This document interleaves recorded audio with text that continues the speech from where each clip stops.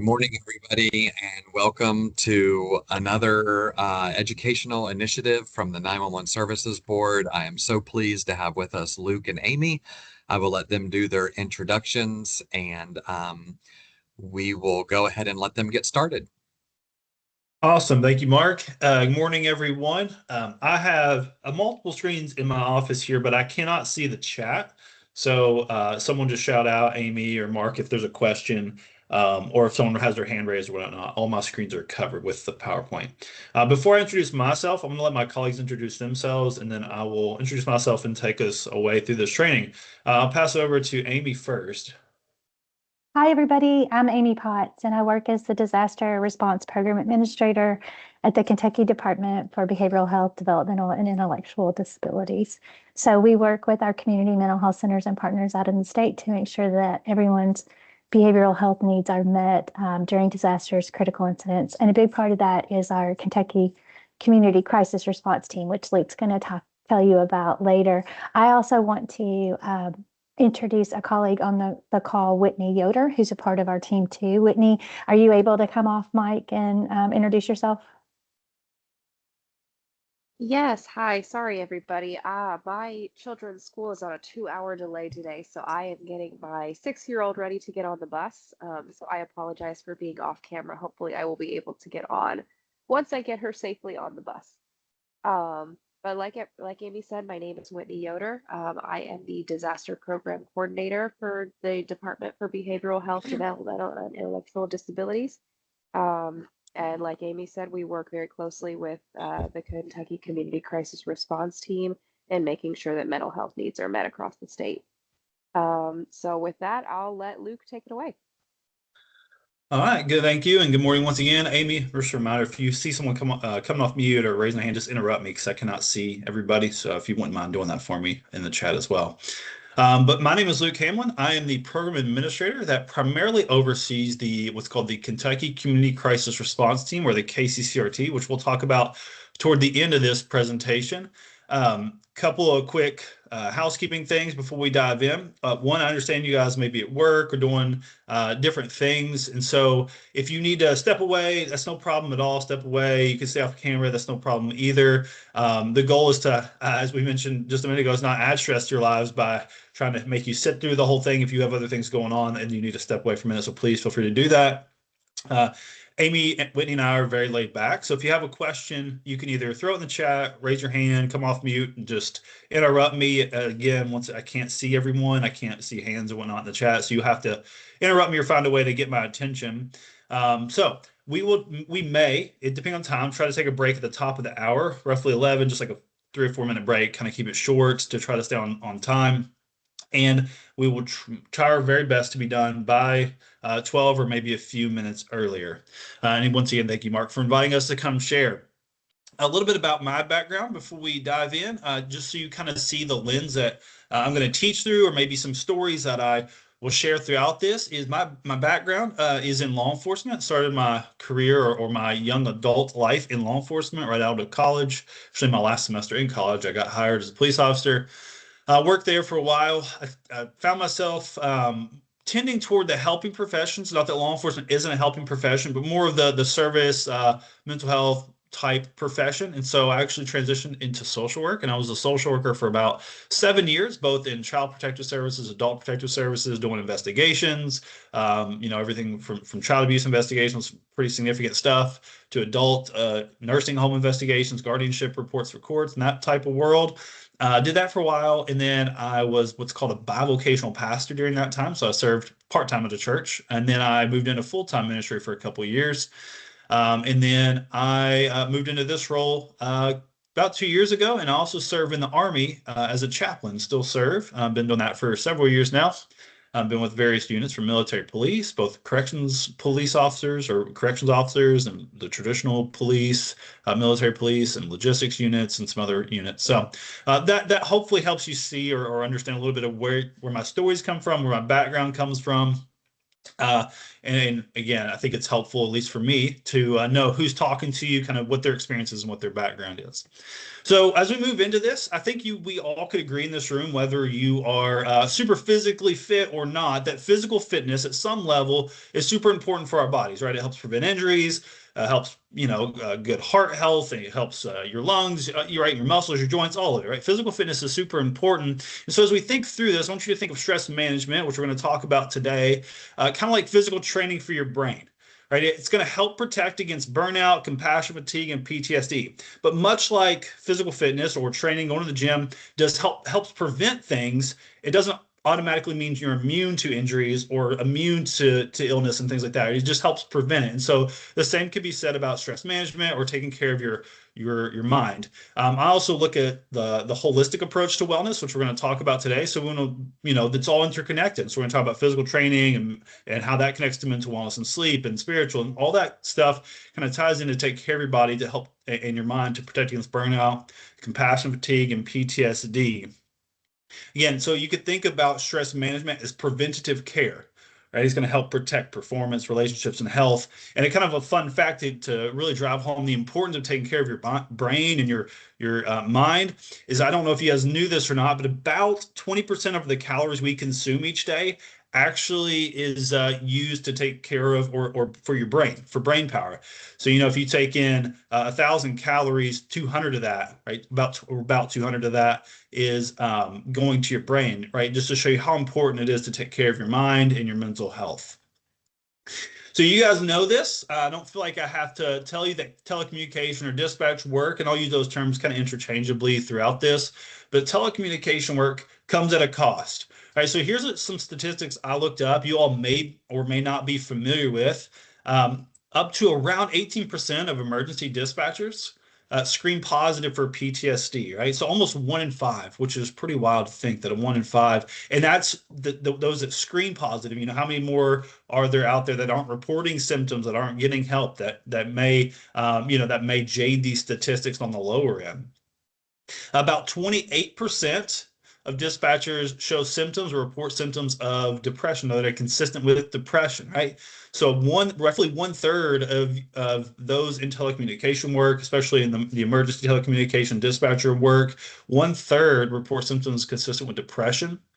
Approximately 17% of dispatchers report anxiety symptoms, reflecting significant occupational mental health strain, right? Again, roughly 17%, so almost 1 in 5, right? So we have 1 in 5 that screen positive for PTSD, almost 1 in 3 that have symptoms consistent with depression. Again, almost 1 in 5 that have anxiety symptoms, secondary traumatic stress, or of at least moderate severity affects a measurable, that they didn't put a stat on this, like an actual number, but a measurable subset of dispatchers. And alcohol abuse is reported in roughly 18% of dispatchers, right? Indicating self-coping or self-regulation challenges, right? They're trying to cope with the stuff they're hearing, the stuff they got to deal with day in and day out, and try to cope with that PTSD and depression, anxiety, and other mental health and stress. They turn to negative coping skills, one of which is alcohol abuse.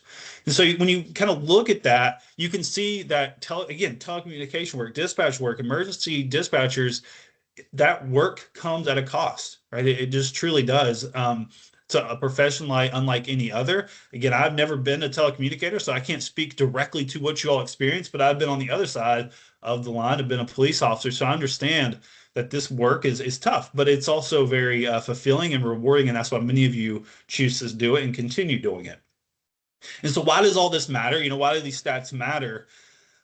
These stats show that mental health concerns are not just theoretical, they're measurable and significant, right? So when we talk about stress management, we talk about wellness, holistic wellness, things like that, right? This isn't just theory. It's truly backed by stats that show some concerning numbers with significant mental health issues within the telecommunication and first responder world as a whole, right? Telecommunicators or dispatchers, you experience chronic exposure to trauma without physical distance of closure, right? Which elevates the stress symptoms. you're on the other side of the line. And I had some friends. I actually had a brother-in-law that was a KSB dispatcher for quite some time, and he would often tell me, you can understand or hear from one side of the call, but you never get closure or don't often get closure. And so that adds to the stress of already hearing the stressful call on top of answering multiple calls at once. Right. Unlike field responders, unlike the police or fire EMS that you're dispatching out. So unlike them, you carry continuous stress throughout your shift. Right? There's little downtime. You may have some, but there's less downtime than a lot of field responders. Right? When I was a police officer in a fairly large metropolitan city in Kentucky, even that larger area, larger police force, we had downtime. There was times I would call out for lunch and go eat somewhere, or I would call out and do paperwork in a calm, quiet parking lot at midnight somewhere, or I would just take a minute to myself between calls. Whereas you all maybe not won't have that ability or that luxury, right? There's always calls coming in, or most of the time there's calls coming in, so there's less downtime. And again, my brother-in-law would often mention when he was a KSB dispatcher how difficult it was to get downtime, to really take a minute to breathe, especially if you were on shift during the high call volume parts of the day. And the prevalence of PTSD, depression, and anxiety in dispatchers, right? As you can see, actually, and I mentioned this, although we didn't compare and contrast, it actually rivals and actually exceeds that of other first responder groups, right? So when you think about that, right, a lot of people think of firefighters, EMS, police, maybe corrections. They probably have a higher rate of PTSD, a higher rate of anxiety, depression, secondary traumatic stress, and that type of thing. Oftentimes people forget about dispatchers, but the prevalence of these mental health issues coming up can actually exceed fire and law enforcement and corrections and those type of things. So ensuring you take care of yourself is super, super, super important. The sad reality, and maybe not sad, I don't know that that's the right word, but just the reality of it is first responder type work is inevitable. So we're talking about stress management. We're talking about how, and we're going to get into the tactics, how you do that, and some ways you can start working on stress management. We can't avoid stress, right? It's just part of the first responder role, whether you're law enforcement, fire, EMS, corrections, telecommunicator, ER nurse. You can think of those folks as well, or ER doc, right? That is just stress is just inevitable. Actually, it's part of the job many first responders enjoy, is that high level of stress, kind of in the moment, that adrenaline, right? But it's inevitable. If you try to avoid it, it's going to be impossible to stay as a first responder, right? It's just part of the role. It's part of life. Stress is part of life. And we look at some sources of stress and the joys of being a first responder, telecommunicator, dispatcher, the added stress that comes with that outside of just life stress, right? So stress is inevitable, but managing well is essential to protect your health, right? To protect your overall wellness. And when I say health, I'm using that holistically, right? I mean, not just your mental health, but your physical health, your sleep health, your spiritual health, right? You have to manage your stress levels well. It's going to start impacting multiple layers of your overall being. And again, we're going to get into the stats in just a little bit of what that looks like from a physical and mental and spiritual perspective, or through that lens. So you have to manage it well, right? And so this session today, we're just going to talk about strategies of how you can do that. What are some ways? And I want to caveat that and say, not all the ways I share are going to resonate with you, and that's completely okay. But you need to try to take bits and pieces, parts of it, and try to add them to your life if you're not already doing so, right? Those daily disciplines for stress management and stress reduction, stress resilience, if you wouldn't want to use that term. And so what we talk about today, when we get into the various parts of managing stress well, you're like, hey, that doesn't resonate with me. That's completely fine, right? Use what works for you, but just be mindful that you have to do something to manage your stress if you hope to be in telecommunications, hope to be a first responder for a long time, right? Have a long career. If you don't, you won't last throughout the career. And I've seen it many, many times without, police officers, firefighters, other folks in the first responder world not managing their stress well, not taking care of their overall wellness, and they don't last very long in the field, unfortunately, because they just burn out. They just can't handle the cumulative stress that builds up in their system. Just tell you a little story and just to really paint the picture of the reality of being a first responder. So, and the stress that comes with that. So one night when I was a police officer, I just started my shift. It was working second shift, so mid-afternoon to about mid-early morning. So like 2 p.m. to 2 a.m. was roughly the shift there. So I just started my shift. I get a call of a domestic disturbance that was occurring, right? You guys have fielded those calls multiple times, I'm sure. And as you're very well aware, sometimes there's details, sometimes there's not. Sometimes it's just a call saying, hey, there's some people fighting. I don't know what's going on. Can you send law enforcement? So that was type of call we got that night or that afternoon. Was, there was a domestic disturbance, but there was really no details around it. So I respond, good out there. When I get on scene, I'm confronted with a guy on all fours. He's acting irate, kind of spazzing out. He's not talking. He's barking like a dog. His wife or girlfriend or partner was at the door, and so I talked to her and asked her what's going on, and she informed me that this guy had taken some drugs and she didn't know what. So I do what I felt necessary and call EMS, and another officer came and to back me up. So while we're waiting for EMS to arrive, we're able to kind of wrestle this guy down. He was pretty violent, not wanting, as many people don't want to be detained. He wasn't being arrested, but be detained before EMS got there to ensure they were safe. So we wrestle him down, get him in handcuffs the best we can, and EMS get on scene and they take him and put him in the ambulance. During this whole time, and he's biting, he's spitting, he's calling, he's trying everything he can to stay away from us, right? So the EMS get there, they load him up, adrenaline's high. We wrestle this guy down. They put him in the ambulance. They take him to the ER. I was only like a, I don't know, 5 or 10 minute drive from where we were. It wasn't very far. We follow the ambulance there because we haven't cleared the call yet. Follow him there. We get him into the ER, and we're helping the nurses transfer him from the gurney to the bed, and making sure he doesn't, because they had to restrain him for a minute. So we're trying to make sure he doesn't scratch or kick or punch any of the nurses or doctors. This is just chaos, in the ER. There's obviously other people there, other injured people. So there's chaos on top of chaos. We're in this situation. We finally get him subdued. They get a bite mask on this guy so he could stop spitting on us and biting at us.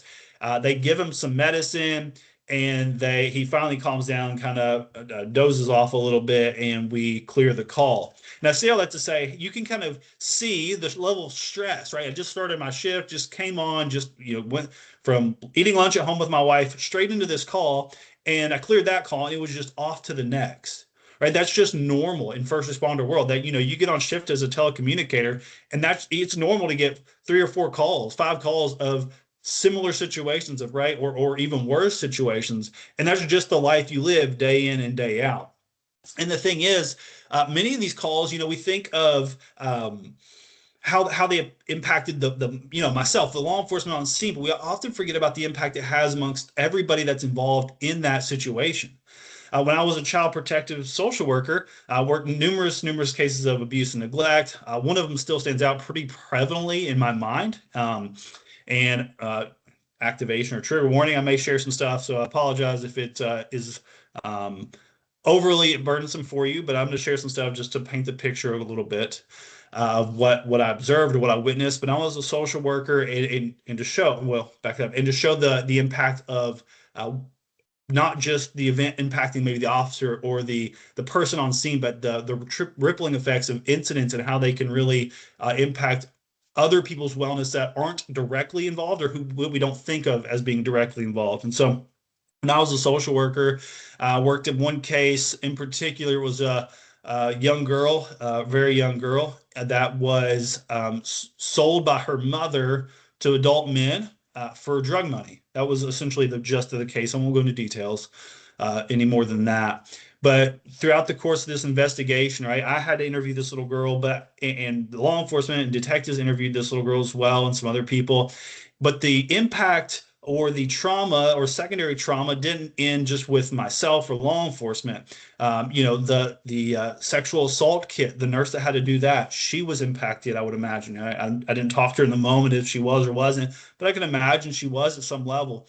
The therapist who conducted the forensic interview, the county attorney who prosecuted case, the judge. All these people are hearing this little girl's story, and it's impacting them at some level, right? And the same is true for telecommunicators and dispatchers. You may not be on scene, but you're hearing all this stuff day in and day out, which is going to wear you down, which is going to cause an abundance of stress in your life. Right? So you have to manage your stress well. And I went too far. My bad. All right, moving on. My little mouse got carried away. All right. So what are some sources of stress? We talked about a little bit about stress. It's inevitable. We got to manage it well if we're going to take care of our wellness. So here's some sources of stress for you that just kind of show you, where does this stuff come from? How does this stuff start building? We all have personal life stress, right? That middle bucket. So you think of stress in life, we all have that, regardless of your profession, regardless of if you're retired, in your career, maybe you're in high school. We all have these personal life stressors at some level, right? There's financial pressure. Um, I know some pretty wealthy people in my life. I know some people that are not so wealthy, and it doesn't matter. They all have financial pressure. They all have that financial strain, whether it's their investments not doing well, the wealthy folks I know, or maybe it's trying to figure out how to pay this medical bill, right? There's that financial pressure we all face at some level. There's financial and relationship strain. If you are in a relationship with anybody, whether it's friends, coworkers, husband, wife, partner, whatever, there's always going to be strain there. Even the best, most healthy marriages have strain, or healthy relationships have strain at some point, because people existing in the same space for long enough, tension just rises. So we all have those relationship strains. We all have work-life balance issues, or even retired people. I know my father is retired, and even him, he doesn't work full time, or he doesn't work at all, part time or full time. But even he struggles sometimes to balance between overcommitting himself to maybe church, or to helping us kids, or whatever the thing is that he's committing himself to doing, and trying to find that work-life balance, right? Even though he's not paid employment work, he still, he was had his skid steer out and was shoveling the elderly people's driveways in his neighborhood. He committed himself to that and trying to balance between that and hosting a family dinner, or what have you. So we all have these, and I just named a few, right? But we all have these personal life stressors, right? That's just life. If you exist on this rock floating in the middle of space, you're gonna have this at some point in your life. However, for first responders, it doesn't stop there, right? You also have operational stressors, right? So you have this additional stressor in your life, right? For you all in the dispatch world, you got high call volume and constant multitasking. If I try to multitask, as in do an email while listening to a meeting, I can't function and I get overstressed. So I can imagine having someone on hold while you're calling someone that's hysterical. I can imagine the level of stress that high call volume, that constant multitasking for your entire shift, the level of stress that adds. Again, kind of in that same realm, right? Simultaneous phone radio calls, or CAD demands. I've been in telecommunicator dispatcher areas before. Again, when I was law enforcement, we'd go in there sometimes and hang out with the telecommunicators and just say hi and visit with them. And the multiple screens, like, gosh, it blew my mind. I was like, there's no way. I mean, I can wrestle someone down, but there ain't no way I could deal with all of these screens, all the phones, all the radios. So all of that, right, is that operational stressors. Then you have shift work, right? As was kind of mentioned at the beginning of this, not mandatory overtime, but maybe I'm sure that's a thing, but also staffing shortages during snow, right, during ice, or just throughout your time. There's going to be staffing shortages because like many first responder type worlds, I would imagine, I didn't look this up, but I can imagine in the dispatch world, there's a revolving door, right? People come, they go, they come, they go, right? They get in their career and they leave pretty quickly. So that makes you all have to work more. Those that are there day in and day out for a long time, you have to work more. So you have those operational stressors, right? And that's just a few of them. That's not all of them.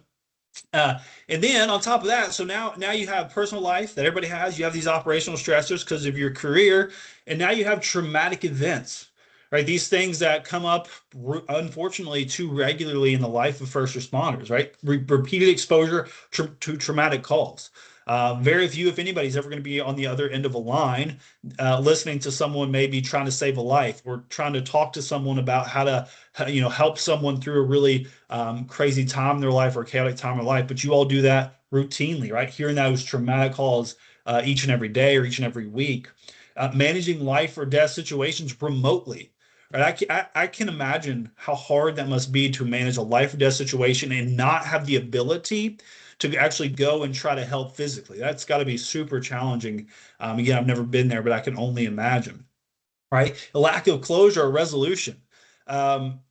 I've had a few of those cases in my life, my career, both in law enforcement and as a social worker, where there was lack of closure, as in maybe I moved on to a new case and passed it to someone else, or something else happened where I couldn't get closure to that case or that call. And those still to this day, 10 years later, those still not haunt me, Dr. Orr, but I still wonder sometimes. I wonder what happened to that kid or that adult or that person I was working with, right? And you all do that every day. Like that's just what you do is you understand there's never sometimes there's closure I can imagine, but most of the time there's probably not a lot of closure that happens, right? And all this stuff builds up. And that's just part of being a first responder. That's just part of being a telecommunicator. And the crazy thing is a lot of this stuff doesn't just break us at once or doesn't really cause undue stress or really mental unwellness at once, right? It's not like it does happen where one event really just messes with us. Those big events that can happen for sure. But what I have found in my time as especially as a chaplain in the Army, in the military, is it's a lot of these stressors that accumulate over time, kind of unresolved, that just lead to people burning out and getting to a breaking point.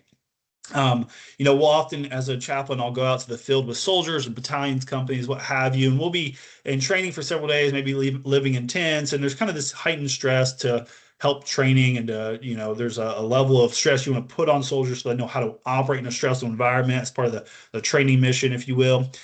And what I find a lot of times is soldiers will want to come talk, like, hey, chap, can we talk? And I'm like, yeah, sure. And what I find is that it's usually not just one thing that's bothering the soldier. If it was just one event, one big event in their life that they're walking through, sometimes that's really tough. Like maybe a divorce or something really bad happens with their kid. Sometimes that causes it, but a lot of times, more often than not, a soldier will talk to me because of all the little stuff, right? They have some financial pressure. Maybe there's some family relationship strain. They're working through that, but on top of that, they have this operational stress from the military, right? Whatever that is in that time, and then something big also happens, and all this compounds, and they've not really taking care of their mental wellness at all up until this point, and now they just don't know how to function, or they're really struggling, right? And so a lot of times we need to work on managing stress as we go throughout life, because all this stuff is going to start compiling and really starting to wear us down as we work through our time as a first responder telecommunicator.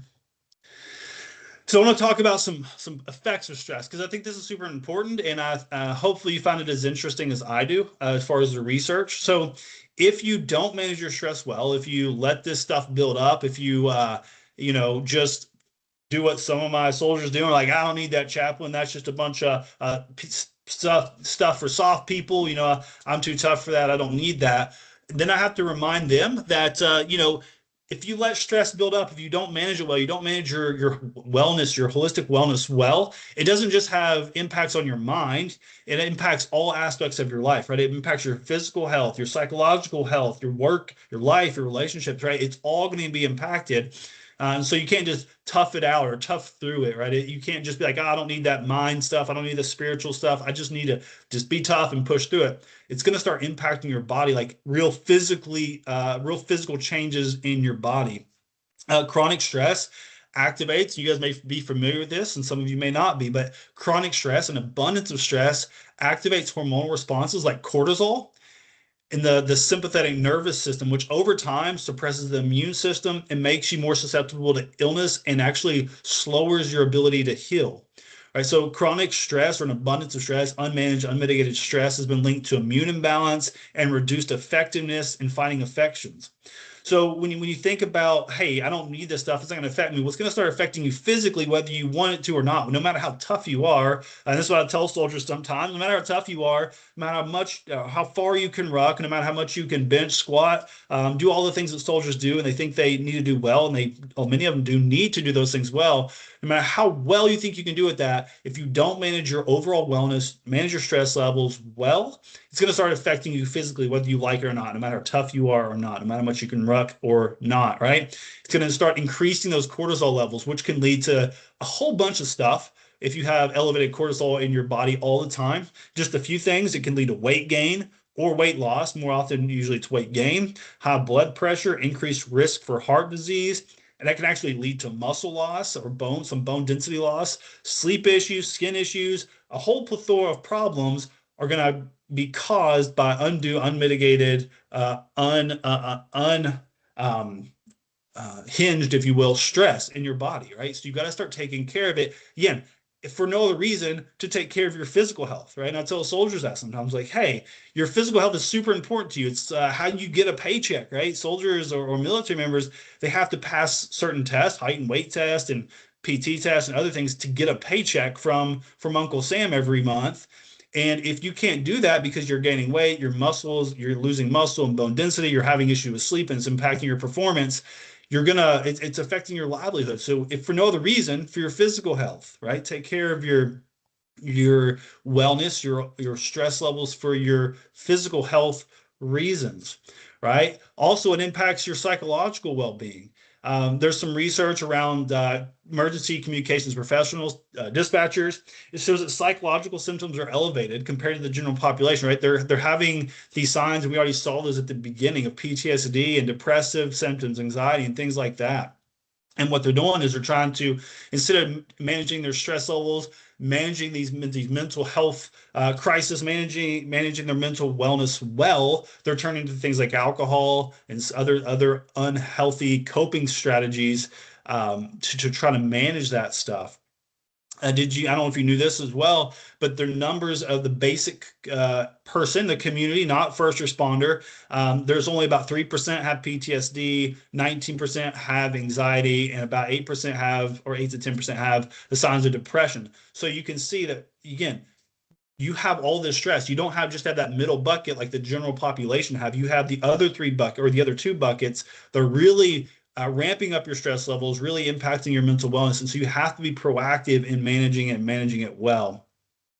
And an abundance of stress from a psychological perspective can lead to emotional numbing, irritability, detachment, right? It's going to lead to these things that are going to start impacting your relationships. It's going to impacting your ability to function normally, if you will, or impact your ability to function with others. You're going to be numb to things. Many of you will or know someone that has that emotional numbing because they just see and hear so much bad stuff that it's a coping mechanism, right? They just become numb to it, so that way they can listen to the trauma, be in the trauma, and not feel emotionally attached to it. They put up that wall, that emotional numbing wall, if you will.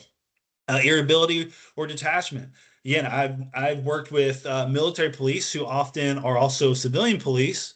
There's a lot of the same in the world, right? There'll be military police on one side, civilian police, and one of the common issues I hear from them is, "Hey, I don't know, I can't connect with my significant other, my spouse. I'm always irritable with them. I'm detached from my kids," right? Again, because they haven't managed their stress well, they're not taking a proactive approach to their wellness, and so they're letting undue stress or unmanaged stress really impact their psychological well-being. And so they're emotionally numb. They're irritable toward those they care about in their lives, their kids, their spouses, or they start detaching, right? They start detaching from those they love and kind of just focus inward, if you will, or isolate themselves. So again, not taking care of your stress can have psychological effects, can have work and life effects.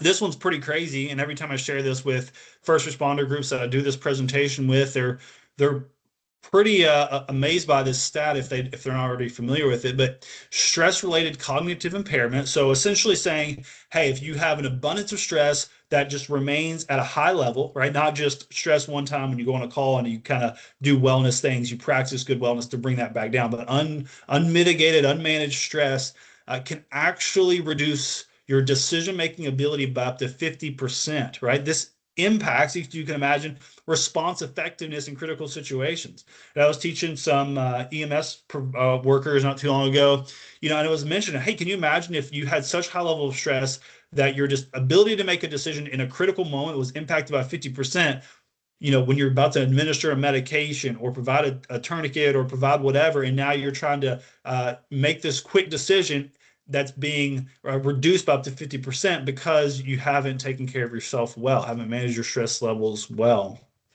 High stress levels are an abundance of stress without being managed well. And we don't mean high stress levels as in you're on shift for a while, stress is high, you go home and you find ways to cope and deal with the stress, right? But you continually let that stress level build. You always exist at a high stress level. You don't take care of your stress levels, you don't take care of your wellness. That's actually associated with a significantly higher level or higher rates of divorce. Again, think about first responders, dispatchers, military people, their divorce rates are higher. Why is that? A lot of times they don't manage their stress well, right? It starts leaking into physical, psychological relationships, right? It's starting to impact their overall life, not just their mind or not just their body, but overall their overall life.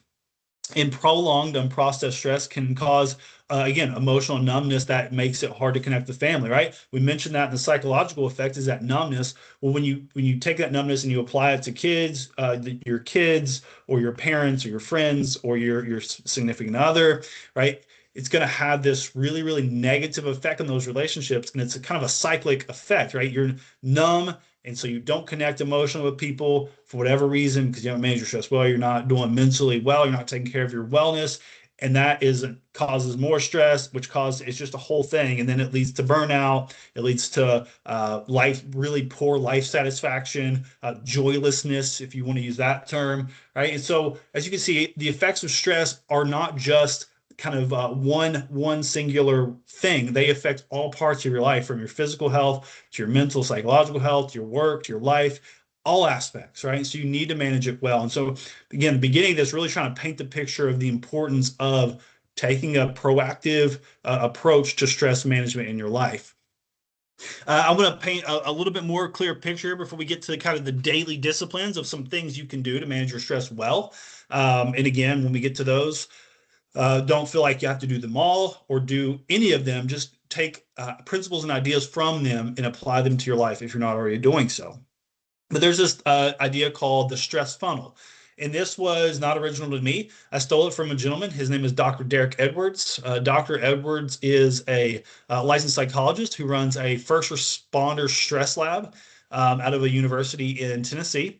He also works part-time as an EMT. He did that through grad school, and he left the full-time EMS life or EMT life, became part-time, and now he runs this stress lab and teaches full-time. So he's still in the world, still in the first responder world, and he showed this at a presentation I was in, one of his presentations I was a part of.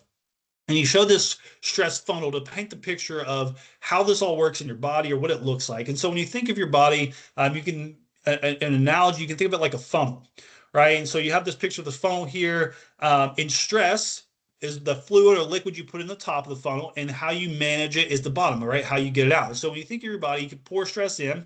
That's, again, just going to happen through existing on this rock and floating in space. Is you're going to pour financial stress in. That's just going to happen, right? At some point in your life. Pour relationship stress in, pour stress in with kids, or working on NTI homework before you try to lead a presentation, not speaking from experience or anything, right? So there's a stress that comes in just from life, just from daily life. Snow, driving in the snow, that causes stress to some people, right? Just various stress can be had in your body. So you pour that in. As we seen earlier, first responders, you get to pour other stress in, right? Routine, regular, never-ending calls on shift, routine, regular exposure to trauma, never getting closure, right? So you start pouring that in. And then maybe you're a first responder, and all of a sudden you do go through something really traumatic, right? Maybe it's a really traumatic call, or maybe it's something really traumatic in your personal life, a death of a loved one, a really bad car wreck, something like that, right? So you dump that stress in. And so your body or the funnel there starts filling up with all this stress.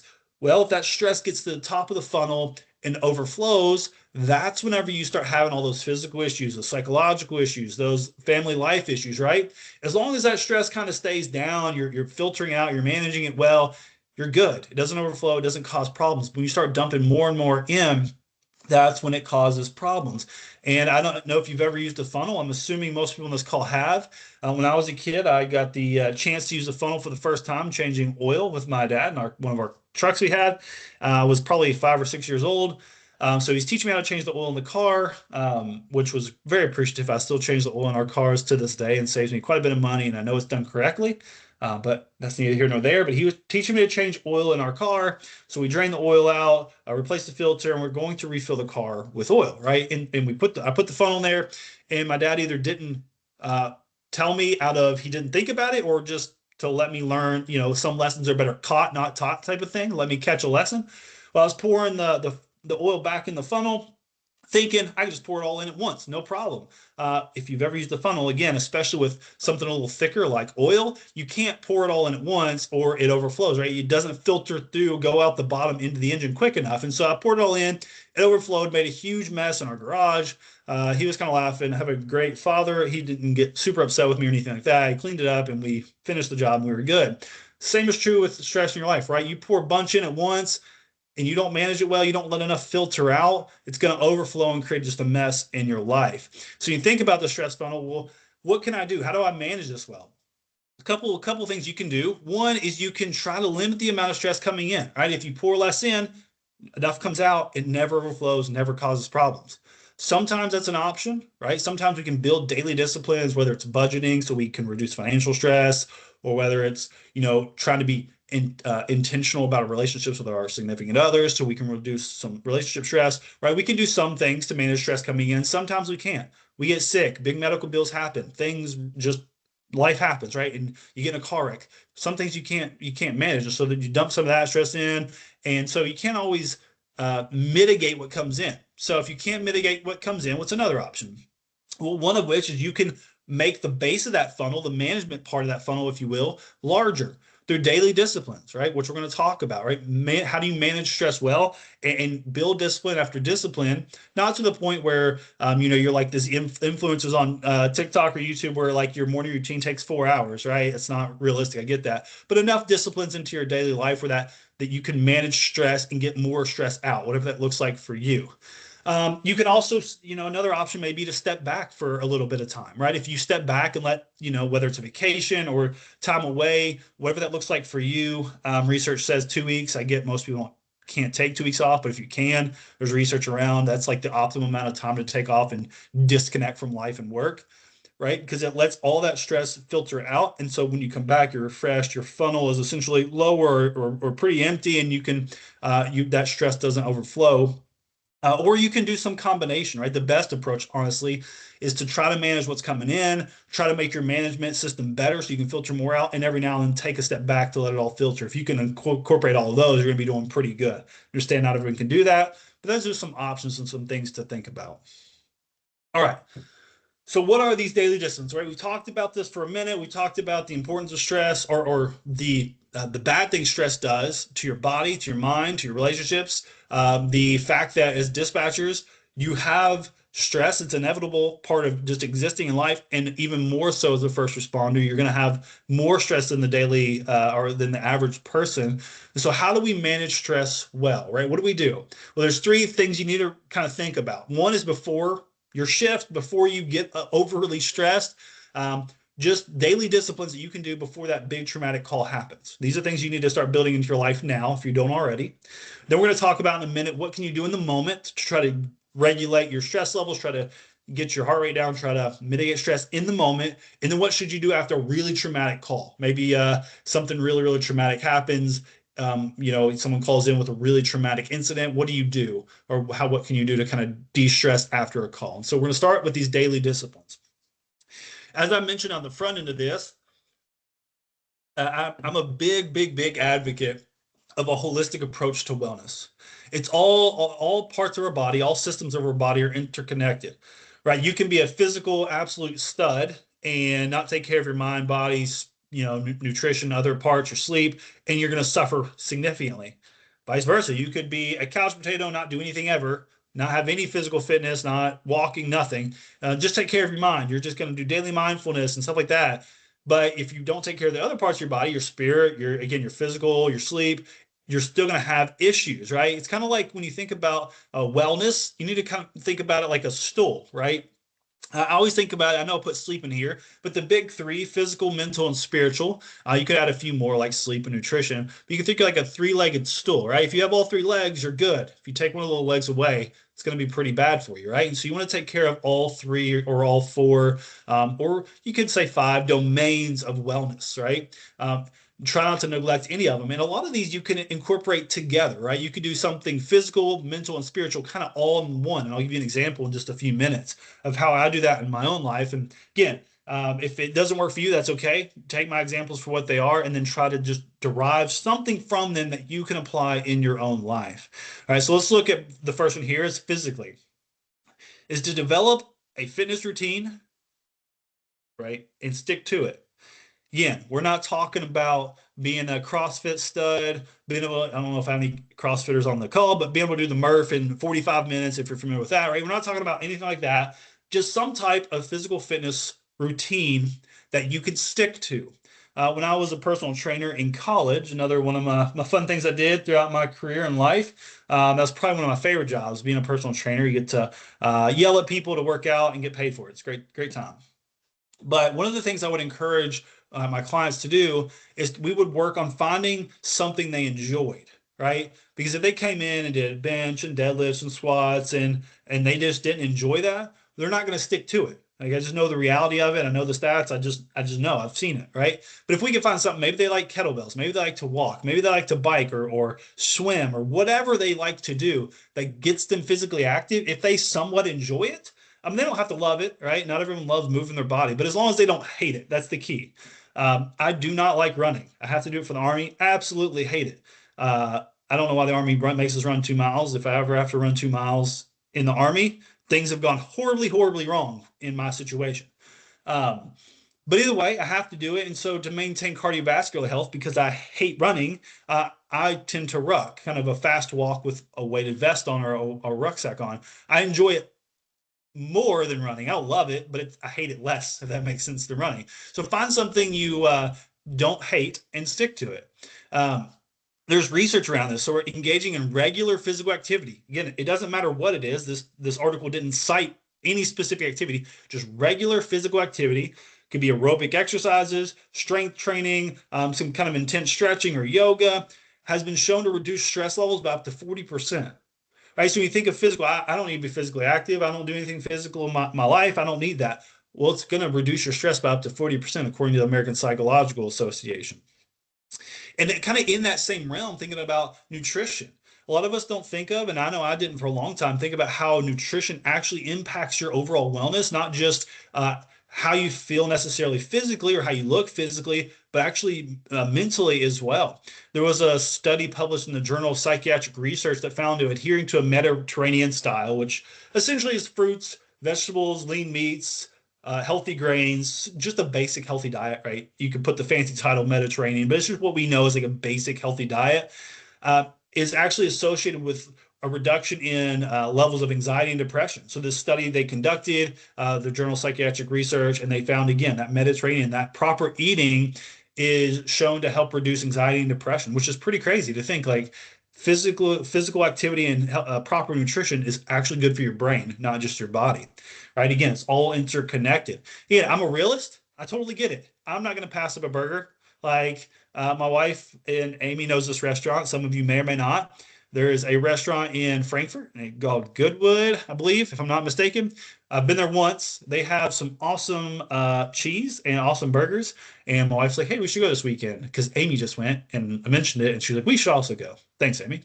But they have great burgers. So I'm going to go there. I'm not going to pass up a burger. I'm not going to be like, hey, I'm going to go to a burger joint and get a salad. Like, I'm a realist. Ain't going to happen. But what I can do is I can get a burger, instead of getting the fries, maybe get broccoli or a salad or something else, right? Try to just make better choices. They don't have to be perfect choices. Again, when I was a personal trainer, I never encouraged anyone to just cut out all the bad stuff and only eat salad, kale, and celery. This is not real. No one's going to do it. No one's going to stick to it. But if you could do like 80% healthy or decently healthy, right? Try to limit the amount of like sugary drinks you drink or the amount of sugary coffee.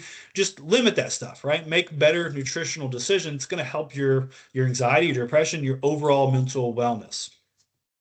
All right, moving on mentally. And we could dive in really deep, right? This is, and I told Mark, this is a really high level overview. You could dive super deep into how physical fitness or how nutrition, how it impacts your overall wellness, not just your body. But we're, again, for the time purposes and for what this time together is, this presentation is, we're just hitting the high points. So really, again, just think about, what can I do physically? Do I do anything physically? Maybe I take my dog on a walk when it's not 8 degrees and snowing. Maybe what can I build into my life if I'm not already doing this, to just be physically active for 15, 20 minutes a day? It doesn't have to be long, right? Just move my body at a brisk pace for a few minutes a day. What can I do? What can I do to increase or improve my nutrition? Because knowing that, gosh, I don't care about how I look, I don't care about the nutrition aspect necessarily, but man, it's going to help my overall wellness, right? It's going to help my mental wellness as well. So think about what would work for you. So mentally, how do you take care of your mind? Again, you could do seminars, you could do, gosh, a whole year probably on how to take care of your mind, right? But again, we're going to hit the high points. So some things you can do daily, or it maybe not even daily, maybe once every couple of days, right? But engaging in mindfulness exercises, meditation, or some type of mindful breathing, right? Again, according to the the Journal of Clinical Psychology, doing some type of mindfulness exercises, meditation, mindfulness breathing has been shown to reduce stress levels and promote emotional resilience. So you want to be emotionally resilient, you want to have lower stress levels, practice some type of mindfulness, meditation. And you can Google this stuff. Like, what do I do? How do I do this? There's apps for this stuff that you can download that'll guide you through how to do a mindfulness exercise or meditation. So that's one way. Another way is you can maintain regular social connections with friends, with people that are supportive, with people you enjoy being around, right? Whether that, again, friends, family, support groups, church groups, whatever. It's been shown those connections, and part of that gets into spirituality. There's a lot of correlation between mentally and spiritually, but regular social connections has been shown to reduce the negative effects of stress and promote overall emotional well-being. And I get it, man. 2026 is probably the most connected, disconnected year. I mean, 2025 was until the new year, and now 2026 will, or is, and probably will be, right? As we continue to be more like this, virtually disconnected. I love in-person trainings. I mean, I get the advantage of virtual, right? And I totally understand the advantages of it and being able to connect across the state. But gosh, in-person trainings are great because you have that social connection on breaks and networking and just connecting in person. You know, there's research around it. I don't have it pulled up because I just heard it the other day, but there's research around that virtual connections, whether it's FaceTime, texting, Zoom, whatever, are not nearly as health promoting, mental health or wellness promoting as actual physical face-to-face time with loved ones. So try to get out and meet and connect with people, you know, whether that's a spouse, whether that's a kid, a parent. I can tell you personally, this is just personal what I've experienced. My nephews live just right across the field from me, and when it's not snowy and gross out, we'll walk over to their house and I'll play. Even if I don't feel like it at the time, every now and then my nephew will text me, or my nephews will text me like, "Hey, Uncle Luke, can we play Settlers of Catan? It's a board game." And they love playing it. I'm like, sure. You know, I don't necessarily want to walk across the field, don't necessarily want to stop what I'm doing, but I'll tell you, just connecting with them, you know, putting my phone down, connecting with them makes me feel significantly better the rest of the day a lot of times, right? Just that connection, whatever that looks like for you. There was a study published in the Journal of Behavioral Medicine. It suggests that individuals who intentionally create margin in their life helps promote resilience and reduce stress. And so what does that look like? You know, again, these are just some practices that you can do, but building margin into your life, whether that's margin from a cluttered workspace, right? Whether that's there's a lot of research around clutter and what it does to our stress levels, or margin as in, hey, I'm blocking off Saturday morning from 8 to 10 to go to the coffee shop and sit and read or listen to a podcast, or I'm blocking off Tuesday evenings to have dinner with my spouse, or I'm blocking off whatever the case may be. That you're building this margin into your life to really help reduce the pressure, reduce stress, and really be intentional about taking care of yourself, right? So trying to build margin, whatever that looks like. And I get it. I'm a parent. I have a 8 and 9-year-old, almost 10-year-old. So we have baseball and we have dance and basketball. And then once a week, my mom cooks dinner for all the kids and grandkids, and we go over there, which is awesome. But that's another thing on the calendar. You know, I have work. I'm in the Army part-time, so I got that as well. So I have military meetings at 7 o'clock at night, and then I'm gone once a month to Ohio to my unit for training. So I get it. Life is super busy. but you've got to be intentional about building some type of margin in your life to really help promote resilience and reduce stress levels. One more I'll give you, and this could go on. And for time's sake, I know we're almost at 11, so I got about an hour left. So for time's sake, I won't go through a bunch, but one more for you for mental and kind of bridging or segueing into spiritual practices is a practice. The Army terms hunt the good stuff, which is really just practicing gratitude, right? Hunting the good stuff in your life. What can I be grateful for each day? If you're a journaling person, as some people are, I know I'm not, and many of the military folks I work with and first responders I work with, we're not journalers, so I get that. But if you can mentally journal, hey, what is something I'm grateful for? Right? That's a good way to take care of your mind every day. Hey, what's one or two things I can be grateful for? Recently, we just bought a new house, like not even a month ago, brand new. No one's ever lived in it, just us. We move in.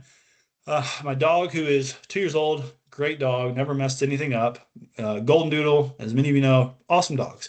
Well, we left her home alone. We never kennel her anymore. We got away from that. I guess a new house or whatever, brand new house. She wasn't having it, and she chewed up some of our trim along the door. Right, brand new house, so it's very noticeable. I could have got super mad. Probably wanted to get super mad, but my little boy, we were praying at the end of the night. And one of the things he prayed for was just thanking that we had a good house, or we had a warm house, and that we had food, and that the snow wasn't, we weren't out in the snow, like all this stuff. He was just thankful for, and like it made me think, oh, gosh, it's like a piece of trim. I can pop that off, put a new one back on, which I'm hopefully gonna do this weekend. It'll be like it never happened, and moving on, right? That gratitude that my son expressed really impacted my mental state, helped me de-stress, and like, yeah, gosh, this is a piece of trim, whatever. Same is true in our own lives, right? So if you can try to find something to be grateful for, it's really going to help you mentally shift from stress and from catastrophizing, from just really dwelling on the negative, to really boosting your mood, reducing stress, and helping you mentally and spiritually. And speaking of spirituality, we're going to talk about that briefly. So there's some research published in the Military Medicine that indicates that spiritual fitness, which is defined as the ability to derive meaning, purpose, and value from life experiences. So that's when you think of spirituality, you can think of it as meaning, purpose, and value from what I'm experiencing in life, is positively associated with psychological well-being and resilience in military personnel. So again, in first responders, very similar crossover there, right? It says service members with higher spiritual fitness scores. There was a test people can take that measures your spiritual fitness scores within the military, reported lower levels of depression, anxiety, and just greater overall wellness and resilience. There's some more studies that suggest that those individuals that are spiritually resilient or have spiritual practices, whatever those may be, have a 30% lower chance of developing substance abuse disorder, 25% lower chance of developing depressive disorder, 20% reduction in anxiety, and a 40% lower risk of suicidal ideations. That's huge, right? So if you practice spiritual things or have spiritual practices in your life, we're talking about a few of those in a minute. It can reduce substance use disorder by 30%, depressive disorder by 25%, anxiety by 20%, and suicidal ideations by 40%. Those are some huge numbers, right? If there was like a pill you could take every day, like a multivitamin, like a gummy, that would do that, most people would be lining up to take it, right? Unfortunately, no pill exists. If you find out how to make it, let me know. I'll IPO, I'll buy into your company, because I guarantee we'd be billionaires, right? That pill doesn't exist, but spirituality does. And so we're going to talk about briefly about some spiritual practices. So some spiritual practices you can start incorporating into your life. Maybe meditation or prayer if you're prayer type person. Reflection, just taking a minute to sit alone quietly and reflect on your sense of purpose. Why, what is my purpose in this life? And coming, we're wrestling with that and coming to terms with that. To find sitting alone, try to find inner peace or comfort during times of stress, right? So you can sit alone and pray or meditate and reflect on the value, the purpose, the meaning, all that of life can really actually help you. Research suggests that individuals who engage in regular spiritual activities have greater emotional stability. Right? You want to have better emotional intelligence, better ability to control your emotions and have emotional stability. Practice spiritual things, right? Again, I'll just list some here and you can kind of pick and choose. Again, the key isn't doing all of it. The key is finding something in each category, physically, mentally, spiritually, that you can start doing if you're not already, and incorporate into your daily practices or every other day practice, right? So meditation, again, prayer. If you're a religious person, whatever religion that is, attending services, right? Trying to stay connected with that religious background that you have. Mindfulness exercises, again, that correlation between mentally and spiritually. So mindfulness practices, yoga. Reading some type of sacred or historical text that you really connect with, right? There's a lot of them out there. You got your big ones, the Quran, the Bible, the Vestas, the Talmud. There's things out there that are noted as sacred texts, but even things if you're not a religious type person, things like Marcus Aurelius's the writings by him, right? Like kind of stoicism. So there's things out there that can connect with and that really speak wisdom into your life and meaning and purpose and help you really wrestle with those. So reading things like that or listening to podcasts, um, acts of service. There's research around serving others and its benefit for our own mental health, right? So when we think about serving others, it's not just because we need to be good people or should be good people and help others. When you serve other people, when you help other people, it actually helps your own mental wellness, right? Kind of in that spiritual realm. Again, practicing gratitude. I mentioned there's that crossover, kind of that between mentally and spiritually. So gratitude practices. There's a lot more you can list in spiritual practices. These are just a few of them, right? And before we get into the sleep part and before we take a really quick break, I want to kind of encourage you when you think about this, it can be overwhelming, right? Like when someone's like, "Hey, you need to do something physically, mentally, and spiritually." Gosh, there's so much. I already am busy. I already have kids and a spouse and a house and all this other stuff I got to take care of. You don't have to do all this stuff in silos, right? So, for example, just I'll use me personally. Again, take what you will or leave what you don't like. But I'll try to incorporate a lot of this stuff into like a 30-minute all together time frame. Amy and Whitney know, my colleagues know I go to the gym pretty regularly. Partly because I know it makes me feel better, partly because I have to pass a PT test. But what I'll do is I'll go to the gym and maybe I'll lift weights that day or whatever my program's going to call for the day. I'll do that thing, and maybe I'll end my training with a cool down, and maybe I'll walk on the treadmill for 15 minutes, 10, 15 minutes, and during that 10 or 15 minutes, I'll do maybe some gratitude practices. Maybe I'll just turn off my podcast, or maybe I'll turn on the podcast. Maybe I've been listening to music. Maybe I turn on a sermon, right, to take care of my spiritual health of the faith leaders that I enjoy listening to, right? So I'll incorporate it all together, right? It doesn't have to be, well, I got to do an hour workout, and then after that, I got to do some mindfulness, and then after that, I got to do some spiritual life. It takes 2 hours. You can do them all together. Maybe you go for a walk in nature without your phone, without any music, and you just are in the quiet in nature, right? Doing some mindfulness, maybe prayer or meditation, and you're taking care of your physical, your mental, and your spiritual all at the same time, right? The thing is, it doesn't have to be daunting. It doesn't have to be overwhelming. Again, it's not this YouTube, TikTok influencer. It's like I wake up at 3 a.m. and my morning routine takes till 9 a.m., right? Like, what the heck? No one has that time. No one's going to do that. It can be 15, 20, 30 minutes a day. The key is just doing something, finding something that resonates with you, finding something that really de-stresses you, that really helps you feel better, holistically feel better, and doing those things, right? Whatever that is, and being intentional, because a lot of times life gets in the way and we just lack intentionality, right? We just meeting to meeting to email to ball game to ball game to this. We got to find margin and intentionality to take care of our wellness. And lastly, I want to include this. It wasn't in the original slide deck, but someone asked me to include it because of the importance of it, and I agreed with them, is sleep. Gosh, speaking to a bunch of dispatchers, first responders, like no one sleeps, right? I totally get it. The Army actually, and some of the regulations tell commanders that to prioritize soldiers' sleep. It's great. It's in Army regs. We're going to do it, right? Yeah, nope, not at all. It's nothing for a training day to go from 06 to 2100, 2200, then a meeting at 2300 between the command staff. And we're going to start at 04 in the morning. And you got time to go get a shower, find food. You get like 3 hours of sleep, right? So I totally get it. Easier said than done. However, the importance of sleep cannot be understated. Gosh, it is it is so important.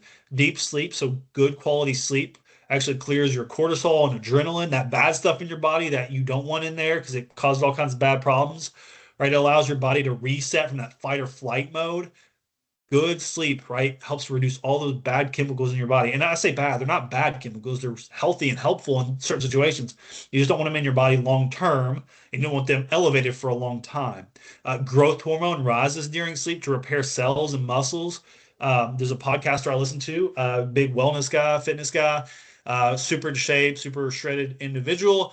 They asked him in a podcast once, they're like, hey, if you had to get rid of physical training or sleep, which one would you give up? And he said physical training, hands down, because no matter how much physical training, how much weights he lifted, uh, his body would continually break down if he didn't sleep or sleep well. Because growth hormone rises during sleep, it helps repair those cells. Uh, good sleep resets serotonin and dopamine. It helps you stay ready and focused throughout the day. Um, Sleep is super, super important. So whatever that looks like for you, try to get quality sleep, right? And I get it, better, easier said than done. Totally understand. I did not sleep a lot last night. My own fault. It wasn't because like, oh, my back hurt, or because some other issue with my bed, or because my dog was bothering me. Like none of that. My kids, everybody slept well. Is because I was watching a darn show that I got, and you know how they do on Netflix. It's like, oh, it ends a cliffhanger. I'll just start the next one to see what happens, and then you start watching it, and next thing you know, it's midnight, and like, oh, my alarm's set for 5 a.m. That's great. 5 hours. Fantastic. So I get it. It's hard to prioritize sometimes, but that show will be there today, right? That show will be there tomorrow and Saturday and every other day. And so I should have prioritized my sleep, because I would have probably been better prepared for this training. I would have been better prepared for whatever the day is going to throw at me the rest of the day. You got to prioritize your sleep because it's super, super important. Let's take like a 3-minute break if you guys want to. So 11, I have 11:05 on my phone, so let's do 11:08. Just a quick break if you need coffee, water, whatever, and we will reconvene in 3 to 4 minutes. Thank you all so far.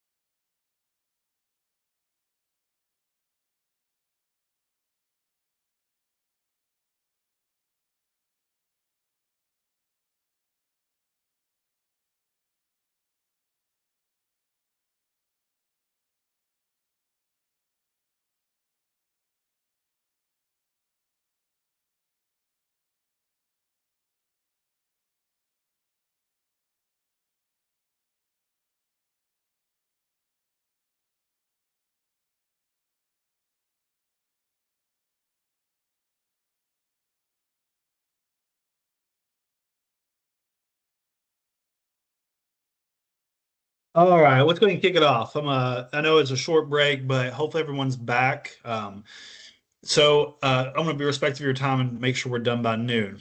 So we talked about the stress management, things you need to start doing before bad things happen, right? Like this is the daily disciplines you need to start doing every day. And I say need to start doing them. You don't have to do those exact ones, but some semblance of them, right? Taking care of your mind, body, spirit, nutrition, sleep, that type of thing for that holistic approach to wellness. But what happens when the call comes in, right? A really traumatic, really critical call, maybe law enforcement about shooting, maybe some other really big incident comes over the radio or comes over the phone.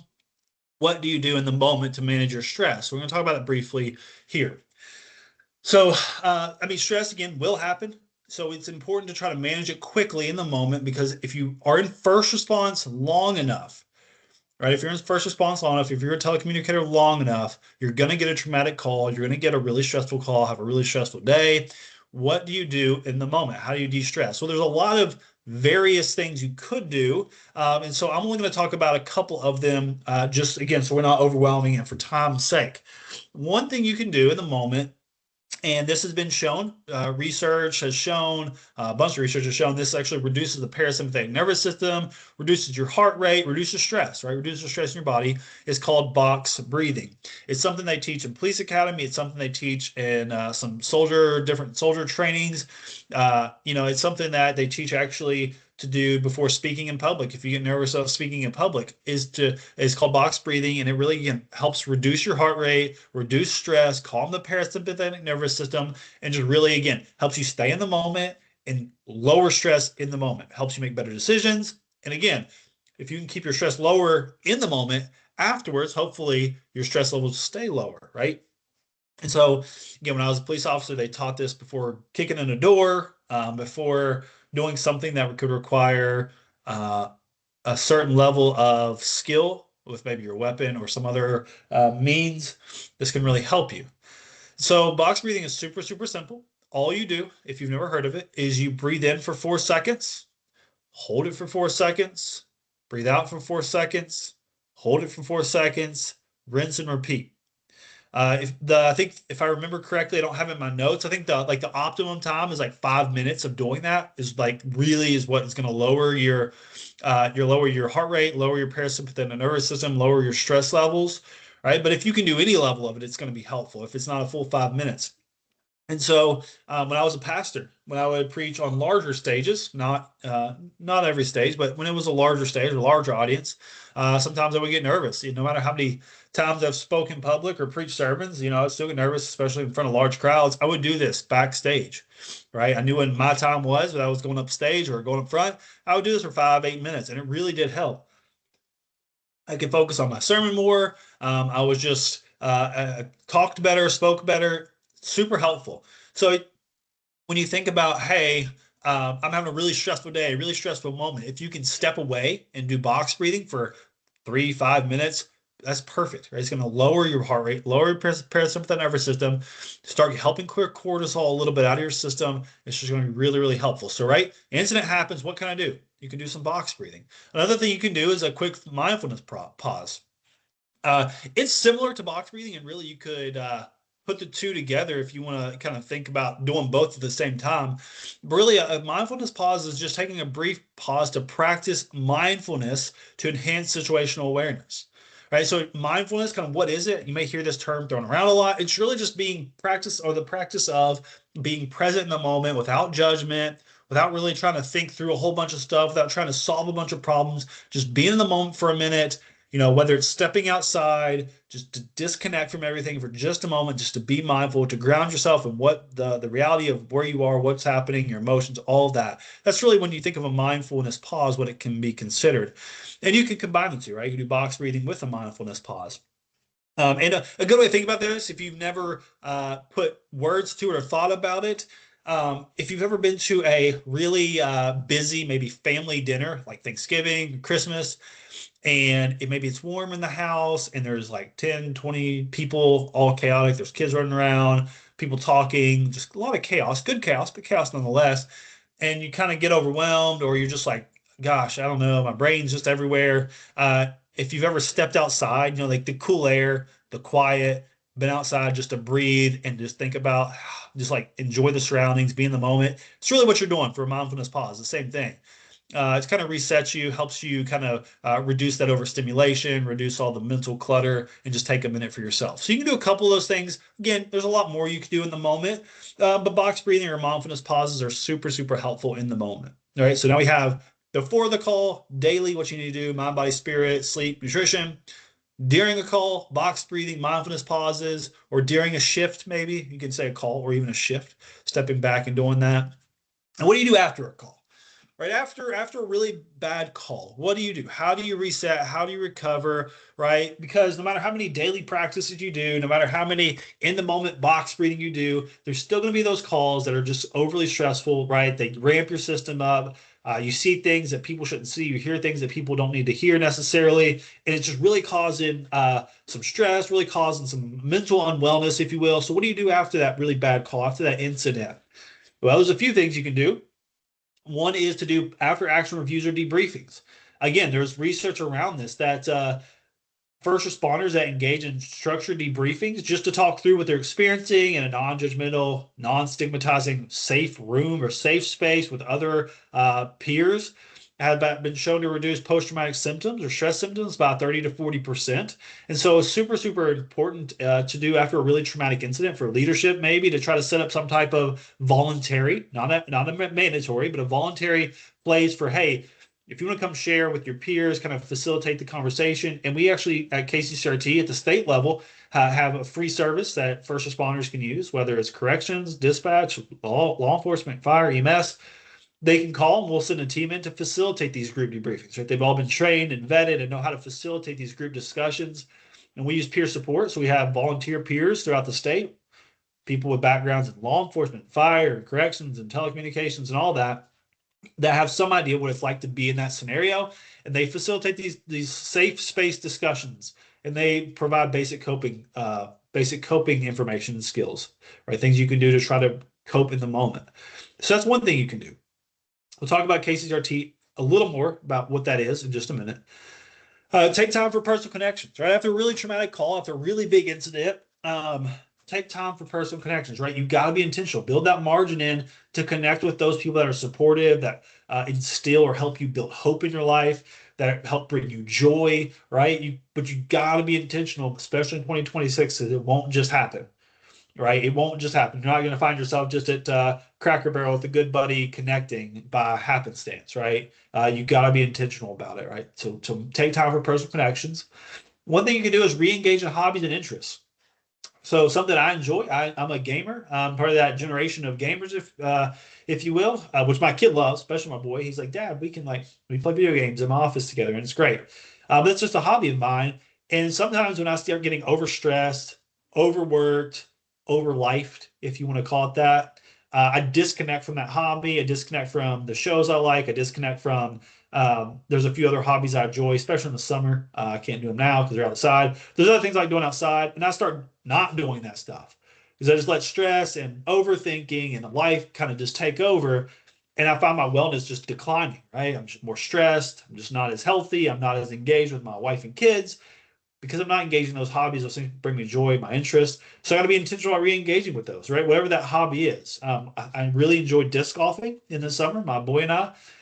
And I have to be intentional about saying, like, hey, Saturday morning, my family and I, my daughter and wife don't disc golf. They like going out there with us and walking through the woods and whatnot. We're going to go get some coffee. We're going to take that iced coffee and we're going to hop in, like my Jeep. If Amy and Wendy know this about me, we'll take the top off, take the doors off. It's a great time. We're going to take it out. We're going to get some coffee. We're going to disc golf. And gosh, I love that hobby. It's and it really restores my soul. It restores my mind. It de-stresses me. So being intentional about re-engaging in your hobbies and interests, and again, nurture your spiritual well-being.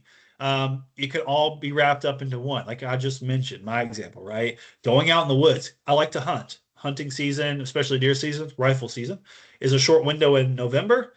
So I don't do it all year, just a couple weeks in November, but my family and I are very, very intentional about planning the trip, getting everybody out there. My dad, my brother, my nephews, my kids go. We all meet out there in the woods. Right? I'm just sitting quiet. Half the time sometimes I see deer, sometimes I don't. But even if I do, sometimes I don't even shoot a deer because I just enjoy, it's a hobby of mine just to be in the woods, in the quiet, disconnected from life. I get no cell phone service out there, so I can't even take my phone. No point. I don't have service. It's great. It's a hobby of mine, and I'm nurturing my spiritual well-being. I'll pray while I'm out there. It's just a personal spiritual nourishment for me. Again, not you don't have to do that, but just an example of what I do. I'm in the woods in the quiet, nurturing my spirit, nurturing my body by walking through the woods, right? But you've got to be intentional about it. So especially after major incidents, because we tend to disconnect. We tend to forget about those things that bring us joy, that ground us, that refresh our souls, or that refresh our minds, that de-stress us. You have to be intentional. So after a big incident, if you're in leadership, encourage your folks to take, if they can, to take a half a day off or take an hour off, or just encourage them if you can't afford that because of staffing concerns or whatever. Just encourage them. Hey, when you go home, do something you enjoy. Puzzle, whether it's my wife likes to do puzzles, so maybe a puzzle or whatever you enjoy. Make sure you re-engage that stuff because it's really going to help your stress, right? So you can set up those group debriefings. You can encourage people or remind yourself to engage in your hobbies or engage in social connections and nurture your spirit. It's important to do something after big incidents to reground yourself, to reduce stress, to kind of get you back on the train tracks, if you will, headed toward wellness. So a little bit about KCCRT.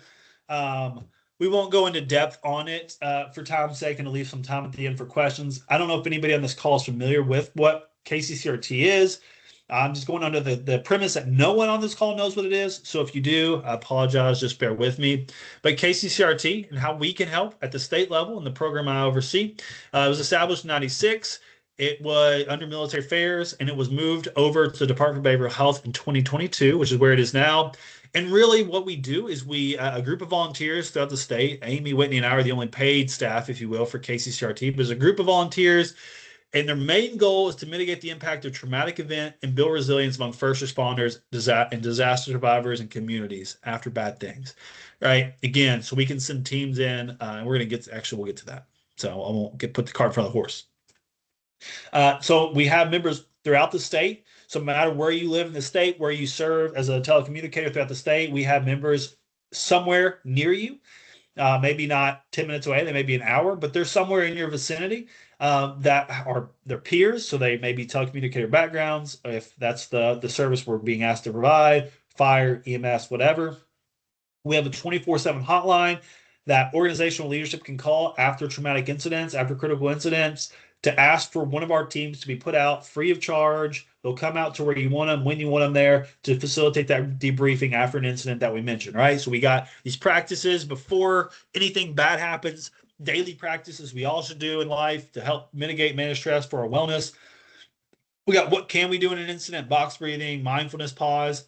And then afterwards, we have those re-engage interests and hobbies, connect with other people in these group debriefings, which again, research shows can reduce post-traumatic stress by up to 30 to 40%. There's other research as well, but I won't go into all that. So super important. And we can send a team out to facilitate this, right? If you work in an organization that doesn't have a peer support team, or maybe the peer support team you do have is impacted and you need someone to come out and facilitate a debriefing, you don't know how to do it, don't even know where to start, your leadership can call that hotline number and we can send a team out. Send a team of peers out to do those debriefings. And when I say debriefings, don't think, a lot of my military people, if you are familiar with that world, first responders world as well, think of debriefing where it's not a call debriefing. It's not what did we do good, what did we do bad. It's a mental wellness debriefing. Hey, what are you experiencing?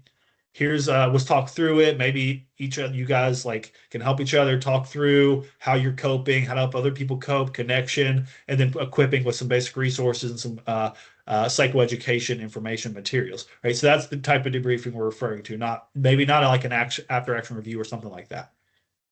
And so who do we serve? KCCRT, so who can call us? Any first responder organization, right? Again, fire, EMS, corrections, dispatchers, law enforcement. That's our primary bread and butter. That's who we have the most volunteers, members of first responder backgrounds. That's going to be who we serve the most. But also we can go out after a disaster. Not as relevant maybe to you all, but after a disaster, we go out and we can serve the Emergency Operations Center staff. We can serve the first responders, National Guard, those people on scene, just go check on them, maybe not do a debriefing, but provide basic psych first aid to them, check on them, make sure they're doing okay, active listening, that type of thing. And communities, probably the one we do the least, but we can do is communities. So hospitals, after maybe a incident with violence against nurses, or maybe a community center after a shooting, something like that, we can send members out there. And also when you think about what we do and what we are, it's non-clinical, right? So we're sending peers out, people that don't know what it's like to be a dispatcher, people that know what it's like to be a law enforcement officer or corrections officer, right? People that have those shared experiences, just to provide support and facilitate the support both amongst your group internally and to connect with our group, right? That peer support, they know what it's like to be there. Not exactly, everybody experiences things different, but they have some semblance or some idea of what it's like to be a first responder. A little bit more stats for you. So first responders I already mentioned this one. I guess put in here twice to really highlight the importance of it. But people that are first responders that participate in group debriefings report a 45. I said 30 to 40. This one actually says 45% reduction in acute stress symptoms or post-traumatic stress symptoms. Peer support groups, according to the American Psychological Services, peer support groups, especially again amongst first responders, can result in 50% decrease in depression and anxiety symptoms. Again, super important to do those group debriefings. You get voluntary, never make them mandatory. You don't want to re-traumatize people. Voluntary group debriefings for people after really traumatic incidents, right? And you can fill in the blank with what those traumatic incidents are. I mean, we're not going to define them, but if it's really impacting your people, you could call that a traumatic incident or a critical event, whatever that incident is that's really impacting the mental wellness of your people. A meta-analysis in the Psychological Bulletin found that 60% of participants, and so it's talking about first responders that participated in group debriefings, felt more equipped to handle personal and professional stressors. There's a neuroscientist. His name is Dr. Andrew Huberman. He's a Stanford neuroscientist, PhD guy, podcaster. You can go check him out on YouTube. Pretty great information he gives out. But he writes or supports that social connections. So again, what do you do when you facilitate a group debriefing? You're really facilitating social connections amongst the peer group there and our team that we send. The social connections activate brain regions that mitigate stress responses, making it easier to process trauma. Right? So think, really traumatic event happens. I want to make it as easy as possible for my brain to process it. What can I do? Promote those social connections. And one way you can do that is host a debriefing, right? To promote those social connections. For leadership, if there's leadership in the room, you can think of debriefings or peer support as what's called a force multiplier for mental health. So a force multiplier, as a military term, refers to a soldier having significantly increased effectiveness or impact or efficiency, a part of a team or system, without increasing the number of personnel resources. Right? So you can think of force multiplier as it refers to military. I often tell my boss this in the military, hey, chaplain, spiritual wellness, we're force multipliers. We're going to make your soldiers more effective. They're going to have a greater positive impact on the team, the system as a whole. You're going to have a better battalion, not because you got to get more personnel or more resources, but because those soldiers will be more ready, more well, they'll have better wellness, and so they're going to be more effective soldiers. And the same is true for debriefings, group debriefings. They're force multipliers, right? They can increase the resiliency by up to 60%. Right, so they can. There's science and research around. Hey, those that regularly participate in group debriefings or peer support practices, whether that's one-on-one peer support, have they're more resilient, meaning they're less likely to call out of work. Right, force multiplier. If you have people that are there more often because they're not overstressed, they can share their story, they can talk through it. They can get the support of their peers, so they're at work more often. You don't have to hire more people. You don't have to add more resources to the situation. You're going to have a better team, a more effective team, a more efficient team, because of those coping skills, because of those folks being more mentally prepared and more mentally well, less stressed, right? So peer support is super, super important for first responders. And so the basics of what our team provides, if you need one, if you're in leadership and something happens, you want one, our team comes out and does psych first aid and stress management debriefings, right? We mentioned what debriefings are. Just to reiterate, essentially they're voluntary spaces where our team will go in, provide confidential, non-clinical, right? We don't send people out there doing therapy. I get therapists, especially in first responder world, sometimes therapists get a bad rap for whatever reason. There's still that stigma there with first response or military and going to see a mental health provider. So we send non-clinical people. They're not out there doing therapy. They're not going to diagnose anybody. It's going to set time and space for your folks to come in and share what they're experiencing. They're going to facilitate that discussion, ensure it stays on track, ensure it stays positive and healthy. And they're going to equip them with basic psychoeducation, give them some material, right? We have books called Crisis Response Kits, about a 25, 30-page guide. And it just talks about some common stress reactions after big events, ways to deal with grief. What can you expect after grief? What are some basic ways if you're doing okay? Well, how can you deepen your well of resilience? What are those holistic practices, and how can you incorporate them? So they'll leave those guides out for them. They'll just equip them with basic psychoeducation to, again, enhance their resilience, enhance their ability to function, reduce stress, and help them make sure they recover after big things. Our team will also stay by afterwards. So they'll do those group debriefings. Afterwards, they'll stand by to do one-on-one, what we call psych first aid, provide active listening, provide safety, comfort, stability, support in a one-on-one setting. Maybe someone doesn't feel comfortable talking. They want to attend the group debriefing, but they don't want to talk in front of everyone. That's completely fine. Our team isn't going to press them to talk. They don't tell anybody or have anybody force anybody to talk during those group sessions or even afterwards. But maybe if someone wants to talk one-on-one, maybe it's not even related to the incident they experienced. Maybe it's related to, hey, I understand you were a firefighter for 40 years and you have a healthy marriage or whatever, or you had a marriage, whatever. How did you make it work? Maybe it's unrelated. Maybe it's just wisdom they want. Maybe it's just guidance. Who knows? But our team will stay back to provide that psych one-on-one wisdom, advice, and basic comfort, stability, and coping and things like that. We already talked about the benefits of it, enhanced resilience, improved recovery, better team cohesion. That's huge, right? Especially in first responder world, you want a cohesive team. I've led group debriefings in the military before, and I have watched firsthand a team become more cohesive from a group debriefing.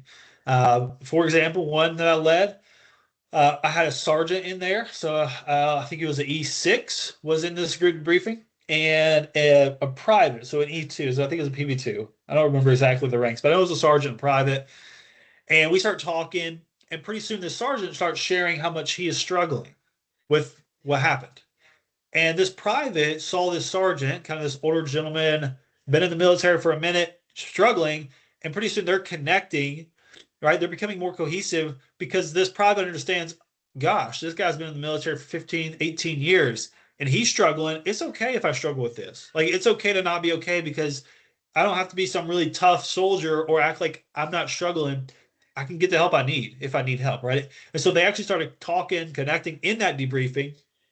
And then afterwards, they went and got, I think they went and got lunch or dinner together, and they really started connecting. And the sergeant kind of started mentoring a little bit, or at least connecting with that private. And now we have better team cohesion. Whereas before that group debriefing, they really didn't talk much or have much interaction, right? And increased effectiveness. I already talked about that as being a force multiplier, right? They're going to be sharper mentally, less stressed, be able to make decisions on the next call better, operate in a stressful environment a little better, because they're able to share and kind of get that stress off of them, filter that stress through the funnel a little bit. If you want to go back to that analogy, the stress funnel, right? That group debriefing helps filter some of that stress out so it doesn't overflow into their life and start wreaking havoc.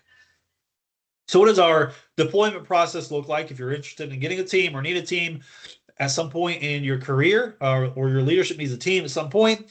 Critical incident occurs. We're going to leave disasters out of this for just a moment, but a critical incident occurs. Again, we're not going to define those. It could be a law enforcement shooting, house fire, fatality. It could be a dispatcher on the phone with someone that's dying, right? And they're trying to walk them through, or how to save their kid's life. Maybe their kid's choking or has drowned or something like that. They're walking them through how to do CPR. The child or the person doesn't make it, right? That could be a critical incident. Really, anything could be a critical incident if it's really mentally or holistically impacting your team. And so a critical incident occurs.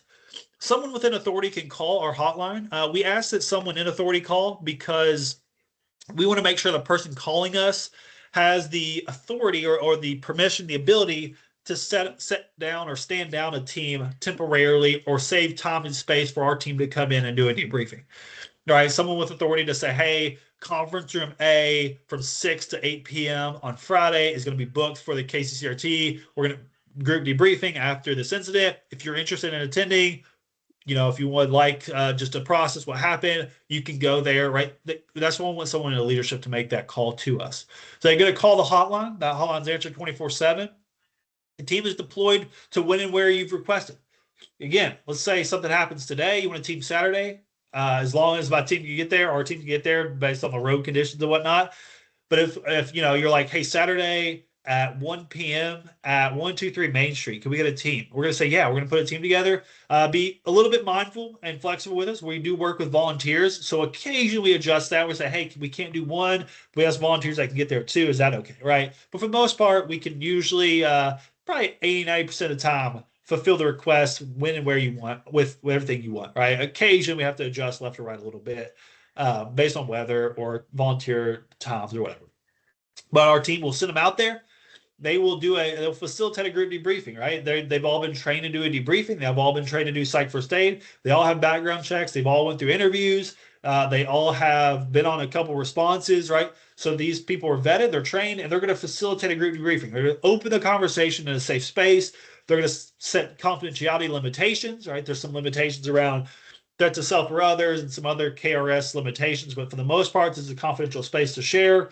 And then after the debriefing, whether people talk and it lasts a long time or no one talks and it'll last a few minutes, our team are going to provide them with basic psychoeducation, right? Again, they're going to encourage them. Here's some ideas, but don't feel like pigeonholed into these ideas for wellness. Here's just some general ideas of what you can do to try to reduce the amount of stress, to try to get push through this call, get back to homeostasis, if you will, get back to your baseline, filter some of that stress through the funnel. They're going to give them some ideas on that and encourage them to do what helps them de-stress. They're going to remind them, hey, do social connections. Hey, do your hobbies. Hey, disconnect for a minute. They're going to remind them of that, which we all need when we go through something traumatic or when we are dealing with a lot in our lives. Someone to set us aside and say, hey, you really need to take time for this or that.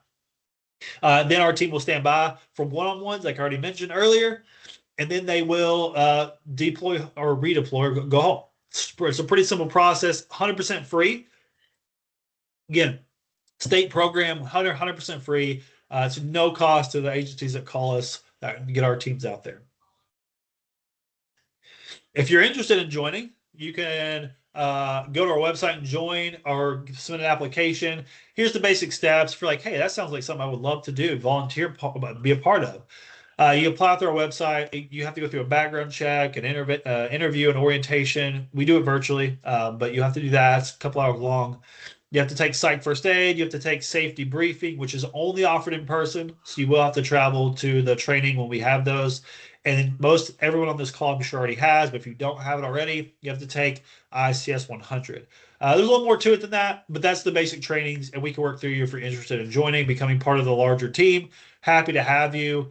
You can apply, and I'll give you my information at the end of this. You can email me if you have questions before applying or if you have questions in general. All right, here are some resources for you all. So a lot of what I've talked about today has been really high-level stuff. I'm trying to go quick. Again, be mindful of your time, your lunch breaks, etc. I'm being online. I get it. Attention spans online are less than in person a lot of times. So I'm trying to be mindful of all of that. But here's some resources if you want to dive a little deeper. It can go to our website if you're interested in the full psychological first aid training. So Amy and Whitney and I are psychological first aid trainers, and we can lead that. We can come out to your organization free of charge, again, as just a state organization, as part of what we do at KCCRT, and train your team in psychological first aid. It's about a 6-hour course. You'll get a certification at the end, and it just goes through how to help people after critical incidents, traumatic events, right? In a one-on-one setting, again, non-clinical, very practical. So if you're interested in that, you can go to our website and click to request that training. I teach a spiritual resilience training as well. Similar to what we talked about here, it's just more from the spiritual lens. Really, the training is a half day, and it really dives through what is spirituality or spiritual resilience, the science behind it. We dive more deep into the science, and then the workout plan, if you want, or how some practical steps I can incorporate spirituality into my life. A lot of it is similar to what we talked about today. It's just more in depth on the spiritual side of things, right? So you can go request that, again, free of charge. I teach that training to soldiers quite often. And so I also rebranded it and trained it on our side. I've trained it to LMPD, Northern Kentucky Peer Support Team, fire folks, our fire and EMS folks, and some other people. So it's geared towards first responders. So if you're interested in that, also on our website, which is, I didn't even mention what it is, but it's kccrt.ky.gov. Amy, if you could put that in the chat, be great, or Whitney. But it's KCCRT. You just Google that, or kccrt.ky.gov. You can find all this stuff. There's some handouts on there. That crisis response kit, you can find that on our website. It's a PDF. You can download it on your phone, download it and print it out, whatever you want to do with it. All of that's free. If you want to keep those handy at your places you serve, you can print those out, put them on the break room tables or whatever. Again, it's the crisis response kit. I think it's on the home page on the right side, if I remember correctly. There's just a bunch of information on our website. So I encourage you to go check it out. It has wellness resources. You can also go to our Facebook page, which I think you could just type in Facebook, the Kentucky Community Crisis Response Team will pop up. But we post, I don't know, a couple times a month, just some basic wellness information, law enforcement appreciation type stuff, just basic stuff. You can follow us, like us on there if you were interested in kind of keeping up with what we're doing. And so, yeah, it's all free of charge, all for you. Again, this was super high level, just to kind of give you an overview, an idea, hopefully draw your attention to some stuff. Maybe you haven't been taking care of your wellness and you should, or maybe you have and you can incorporate some more stuff into your wellness. But again, we're really just trying to whet your appetite and let you understand, or help you understand it is super, super important, right? It's super important for everybody in life, regardless of their career, to take care of their wellness. But it is significantly, I want to say significant, it is a lot more important for first responders, because again, when you think back through everything we've talked about, you think through those buckets, right? You're going to have all of life stress that everybody has, but you're going to have operational stress. You're going to have critical incidents. It's paramount. If you want to stay in that career for a long time, if you want to have a good career, not just stay in it for a long time, but have a healthy career, that when you get done with it, you're not just overburdened with emotional numbness and disconnection and all that, right? I've seen that too. I've seen law enforcement officers, I've seen firefighters retire after a long career. They didn't take care of their wellness, but they toughed it out. They did their 20 or 25 years, but they're just miserable people to be around, to be honest with you, because they didn't take care of their wellness, and now they just are just numb, and they are just emotionally distant, and a lot of times angry, or very angry type people.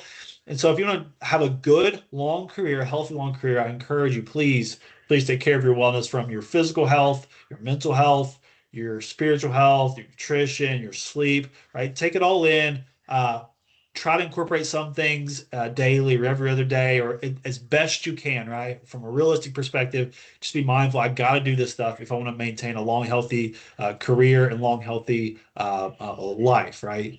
So we're going to end with, I got a 20 minutes, so I wanted to get done early. So I'm getting done early for questions, and then get you all to here a few minutes early.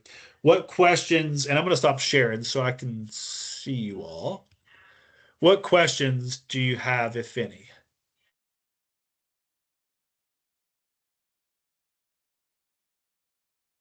And I'm going to put my email in the chat. It's on the last slide, but just you all have it in the chat. There's my email. It's just my first name, not my last name, at ky.gov. If you have any questions or want resources, or interested in any of the trainings we talked about, spiritual first aid, psych first aid, Amy and I can also, we're trained to do recently trauma informed care. We can do that as well. So you kind of understand how to work with people based on their traumatic history that people experience, based on adverse childhood experiences, things like that. We can come train that. So we can offer a few different trainings to organization, again, all free of charge. Any questions at all? I know I'm about 19 minutes early, but again, I wanted to leave time for questions and also make sure I didn't go over. And so you guys have a few minutes back in your day. I'm sure you all are super busy with the weather and your jobs and life. And so again, I want to be mindful of your time. Any questions at all?